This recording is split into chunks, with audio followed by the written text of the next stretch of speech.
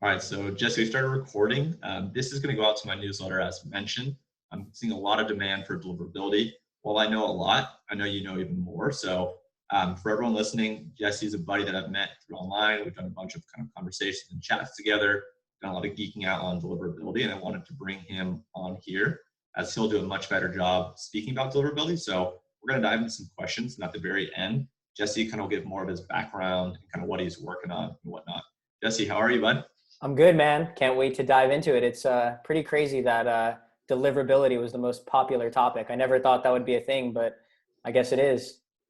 Yeah, I'm surprised. So for context, I posted a tweet the other day, and one person asked, hey, can we learn about email deliverability? And he had about 25 people actually like it and say that they wanted to learn as well. So that's the kind of the context behind what Jesse is saying right now.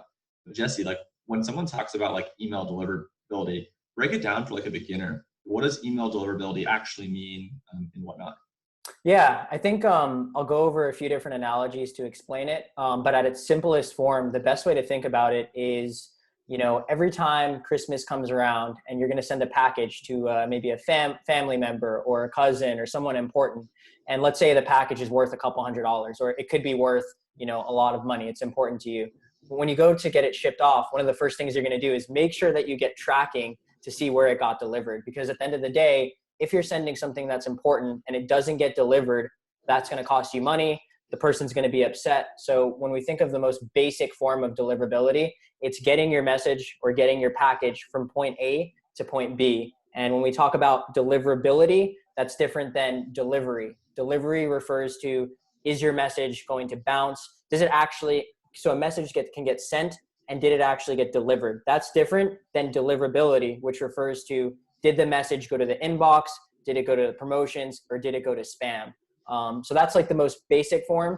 And then if I was to dive into it a little bit more in terms of like how complex it is, you can think of, any type of company, when you go to a car dealership and you're going to buy a brand new car, you can think of that as like having a company domain. So for example, I own Mailgenius.com, and we can send, so any company can send multiple types of emails, but everything's under the hood for one kind of thing. But you can send, inbound emails, you can send outbound emails, you can send transactional emails. But in terms of deliverability and the analogy, when you first get, Mailgenius.com or your company set up, the first thing you have to do before you drive off that lot is make sure that your license plate is good, your insurance is good, and your registration is good. And it's the same thing with email deliverability. Before you even leave the lot and before you start sending emails, you should make sure that your emails are properly authenticated so that you take on ownership. And again, these best practices that I'm sharing, it's assuming that you're following, you have to be a good sender and people want to open and click your emails. If people aren't engaging in your emails in a great way, you don't get the full benefits of this. But yeah, so basically the first step is when you drive out of that lot, you want to make sure that you have your license plate, your insurance, and your registration. But that's only one element. So authentication is only one factor of deliverability. What's really important, there's two other elements you could think of, is what's the makeup of your car. So in terms of like, what ESP are you using? Is it Klaviyo? Is it MailChimp? And then how do you have things configured internally? So that's like, again, maybe your engine, your tires, all of the makings of your car, which is extremely important because if you don't have things configured correctly, you probably won't have a lot of success. And then I think the last part, so you have the inner side of your car, you have the registration, all the logistics to be able to drive that car. But what's most important is your workflow. And that's going to always determine your deliverability, is how do you actually drive your car? And that's the number one thing that occurs when people have deliverability issues, is because every time you're driving your car, if you're getting into a speeding ticket or you're running past a stop sign and you get pulled over, the cop's going to say, okay, well, here's your ticket.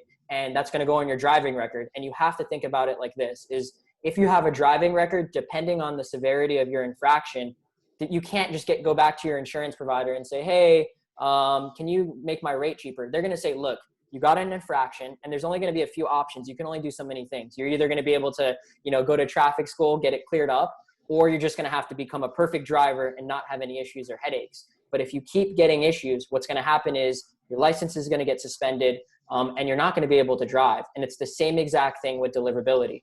If your messages are bouncing at a consistent rate, if people aren't opening or clicking, or if people marking the messages as spam, the insurance provider or the email filters will never let your message go to the inbox. It's always going to go to the spam because you don't have a good enough driving record to fix it. So just to recap, if you do have deliverability issues and you are running into it, there is no quick fix. It's essentially like driving a car. Your driving record or your reputation is affected. The only way to get back in the inbox is by positive engagement. So by continuing to drive that car, but to not run into any tickets, to not get any infractions. And over time, you're able to convince the insurance providers, look, I'm a good driver. Please give me the insurance, the rate that I deserve based on how I drive, and everything will settle itself over time. So that's kind of how I look at it. Dude, that's awesome. I love that. I know everyone's going to be super stoked to learn about that. So it sounds like when you're first, auditing or working with a client or setting up kind of your own infrastructure, it's on kind of the authentication side. Can you kind of talk to us about like what records you add to the DNS and kind of at a high level, what each of those records look like? I know there's a couple. If there's, one or two or three that you feel are the most important, we can focus on those. Yeah. So when it comes to authentication, there's a few things that are important. I think I would say these things, some of them used to be something that was like good to have. And then, it's a good best practice. To be clear, I would say in the next year or the next few years, if not right now, these are no longer nice to haves. These are no longer best practices. These are required. If you don't authenticate your emails and take on ownership, you can still have good deliverability. You can still have, success. But the reality is like, you need to set up authentication so you take on ownership of your reputation and you can establish it. This is super important so that you have consistent revenue generated from email. And in any scenario where you were going to switch ESP or move around, the most important factor is your domain reputation, which is how many people are opening, clicking, and engaging on your emails, and that'll follow you anywhere you go. So in terms of authentication, there's a few things that are important. I'll go over the top 4, I guess, that are the most common and most important. Basically, it's going to be SPF, DKIM, DMARC, and then there's a new one called BiMI, and I'll throw that in at the end just because it's not super important yet, but it will be more relevant because Gmail is going to be adopting it. It's like the 4th layer of authentication. So SPF, you can think of that as, when you get that brand new car, you need to have insurance for your car. So, and again, the setup for SPF might slightly vary depending on the ESP, depending on their infrastructure, and depending on what they say. This could change slightly between like SendGrid, Klaviyo, MailChimp. They're all slight deviations, but the foundation and fundamentals will be the same across any ESP. So SPF is Sender Policy Framework. It's kind of across the board for any ESP. And basically, when you drive that car off the lot, the first thing, if you get pulled over, the cop's going to say, can I see your insurance and can I see your license? So what needs to happen is that you need to have your name on your insurance to show that you're a designated driver. SPF works the same exact way. So for Mailgenius, if we're sending emails from Google and we're sending emails from SendGrid, for example, I would need to go to my SPF record, which is a DNS record. And there's some fundamentals that you kind of have to, assume but to get into the super technicals. But basically, you have your domain, you have your DNS settings. So wherever you bought your domain, typically this will be like a GoDaddy. You'll log into your GoDaddy settings, you'll click DNS, and that's where all your records are going to be. And this is important for any type of email authentication stuff. So when it comes to SPF, if sending from Mailgenius, we use Google and we use SendGrid. The first thing I'm going to do is go to GoDaddy. I'm going to add a text record. And then in terms of what I'm going to put in that SPF record, it's going to basically say, hey, include Google and include SendGrid. It's going to explicitly say, these are the applications and services that I am using to send from mailgenius.com, and they're authorized. So that if I get pulled over, if I ever have any issue, the first thing the cop checks is SPF, okay, Jesse, mailgenius.com. Oh, you're using google.com. You're good to go. But in the scenario where you're not using Google, maybe I was using Office, he's going to go, wait a second, this isn't listed in your record. Therefore, you're going to fail SPF. And that's like the most basic, form of authentication is SPF is the first layer. I don't know if you want me to stop there, talk about it a little bit, or just keep going into DKIM, DMARC, and BiMI. Yeah, you're crushing it. Let's keep going. Okay, so that's SPF. Super important that you get this set up. Super important. So again, if you're using MailChimp, for example, or you're using SendGrid, you're going to have to go, and depending on how you have it set up, you're going to have an SPF record that says, hey, include SendGrid, include MailChimp. And I think the biggest takeaways for SPF in terms of things to remember is you can only have one SPF record You can't have multiple, and you need to make sure it's updated anytime you change or have applications moving. So if you decide, hey, I'm getting off MailChimp today, I'm switching to Klaviyo tomorrow, you need to update your SPF record, get rid of MailChimp and add in Klaviyo. And that's super important because there's a limit of lookups in an SPF record. So if you just keep throwing in and adding a bunch of applications and never deleting or updating it, I've seen a lot of companies who either have multiple records published, so it's failing, or they have too many applications in their SPF record, which causes a too many lookups error, which could also cause it to fail. So just keep, it's important, and keep track of it and make sure it's always accurate in terms of what you're actually using to send emails from. It has to be, completely up to date. And then DKIM, Awesome. Yeah, so DKIM is the second layer. So you think of this as like, so you have your insurance, but what's more important is your actual registration. And the main difference with your registration is it's going to match your ID or driver's license and your registration. They go side by side, and they explicitly say, hey, Jesse Hernandez is the owner of this car. It has it in its registration, and it has to be a perfect match. You can think of DKIM as kind of the same exact way as that. What that is basically there's a key that you publish on your end. So again, it's kind of the similar steps. You're going to go to GoDaddy. You're going to go to your DNS records. You're going to copy and paste however they give you. They're going to give, the ESPs will provide you this information. You'll copy and paste it. And the way it works is basically you're going to send an email to someone.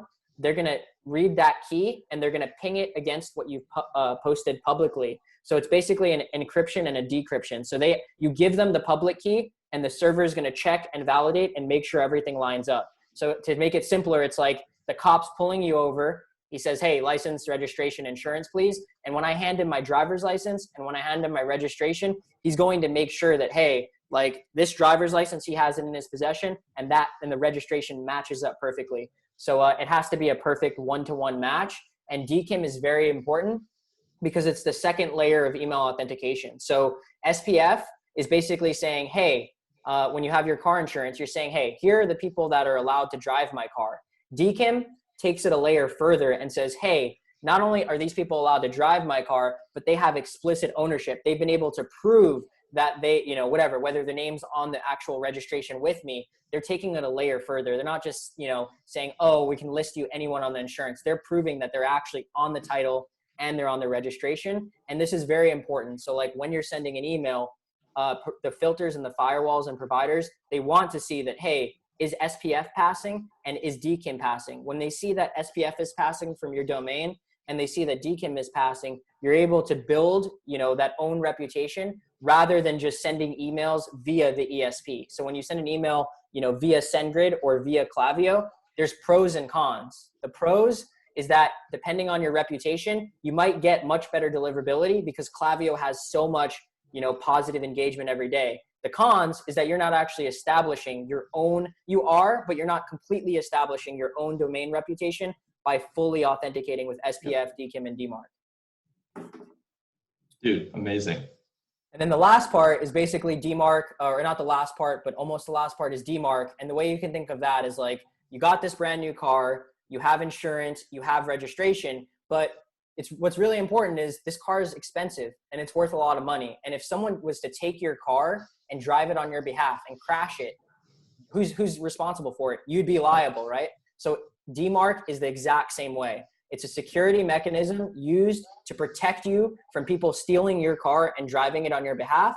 And also it's for you to keep track of things. So the way you could think of it is like, okay, well, I have insurance, I have registration, I have a license, I have all these things. But what it's saying is that I'm not allowed to actually drive my car until I can prove it. So I would actually imagine that like it's a scanner and it literally says, let me see your insurance. Let me see your ID card. Let me see your registration.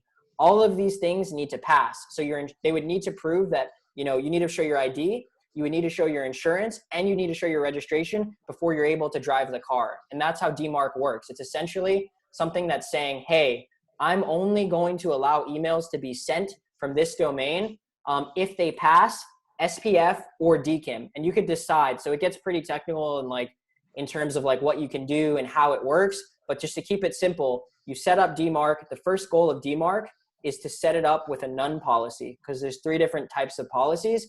Your number one goal is just setting it up and then getting reports basically. And the best way to do this is if you just Google postmark DMARC. They have a free tool that anyone can use. It's called the DMARC Digest. So you basically just copy and paste their instructions, and every Monday they're going to send you an email that's going to say what percentage of emails are passing SPF and DKIM. And what you're basically doing is you're auditing your infrastructure to make sure that, one, no one is sending unauthenticated emails on your behalf. It's super common, by the way. Someone could be spoofing, phishing, or hacking your accounts without you ever knowing. Every company I've been at previously, the CEO was spoofed. So it is a very common thing. It's not something that doesn't happen, especially the larger the company.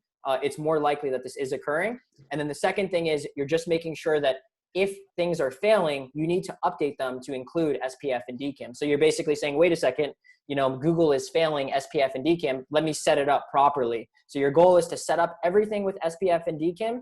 And then once you've done that, you can change your policies and roll it out over time. So you go from a none policy to a quarantine policy and then to a reject policy. And again, this is over a few weeks. You're just monitoring, making sure things look good. Once things look good and you set up that reject policy, you've basically said, hey, now my car is completely secured and no one is allowed to drive my car unless they have everything that they can prove that they own it. And that's a big deal. It's very important for deliverability. It's important because it protects your domain from people phishing or spoofing, at least from your root domain. People could still phish or spoof, but they can't use your own domain, which is very important. And then more importantly is that, providers like Office, they've explicitly stated that they want to see more companies leveraging DMARC and enforcing DMARC. So they want to see that you don't just have a none policy, you're using a quarantine and reject policy. Because Office actually mentioned, I'll send you a link to it, that if people are sending via SendGrid, via Klaviyo, so they don't have anything authenticated, they've explicitly stated that depending on the filters and firewalls that their customers are using, they may block the message or move it straight to spam. So this SPF, DKIM, and DMARC stuff is going to be, something that is super, super important and eventually probably required either on your own or at the ESP level because there's just too much spam. Yeah, dude, this is awesome, man. I know I want to hit you up. I asked for 5 or 10 minutes of your time. We're not like 20 minutes. This is so sick. I have a feeling we're going to get you back on here another time to even do more.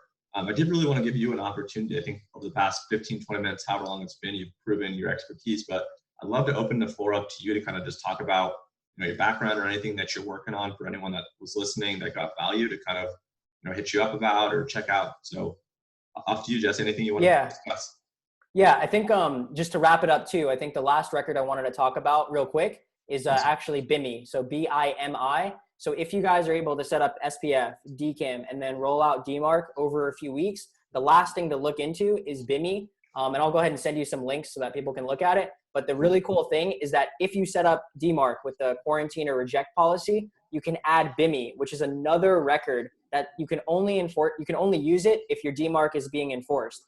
And what it does is it'll automatically display a logo in specific email providers. So you basically upload this record, you give them an SVG of your logo, and then now I think Yahoo currently supports it. Eventually Gmail will too. So every email you send will have your company logo so that your brand sticks out. So it's another incentive. Not only do you want better deliverability, but now if you set up BiMI, your logo will be displayed. And that's something not super important yet, but you can get ahead of the curve because Gmail is already testing it and they'll probably adopt it and fully roll it out in the next few months. Yeah, that's huge. Thank you. And then in terms of me, I'm the founding partner of Mailgenius.com. So if you guys want to kind of see and make sure that your domain is properly configured, one of the best ways to do that, because you guys can see it's very complex. There's so much that goes into all of this. I would say the simplest and easy way to do this is go to Mailgenius.com, run a free test there. So just send an email from Klaviyo or any provider that you use. And then we're going to tell you literally what's your SPF, what's your DKIM, what's your DMARC.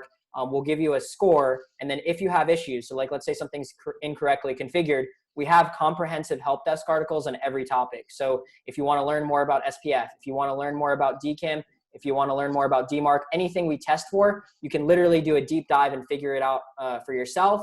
But in the scenario where you prefer to, just get it taken care of for you, you can message us on live chat. We could talk about consulting. But yeah, it's pretty simple. So be sure to check out, mailgenius.com. And then I'm also working on some other things that are going to be pretty exciting, but no major releases yet. Cool, man. And then other than Mailgenius, is that the best place to find you? How can people actually find you if they don't want to go to your site? Yeah, no, I would say probably just connect with me on LinkedIn. You could just find me, Jesse Hernandez, and then shoot me a message there. That's probably the best way for now. And then, like I said, too, on the Mailgenius site, you guys are welcome to, if you have a little issue, you can ping us on live chat. I'll at least point you in the right direction because this stuff is confusing and I'm trying to make it simpler, a day at a time. Awesome. Yeah, man, this was great. I'm sure we're going to get a bunch of questions. So we'll have to hit you up to do another one of these in the future. But Jesse, thank you so much for your time, bud. No problem, man. Thank you, guys. Ready. Cheers.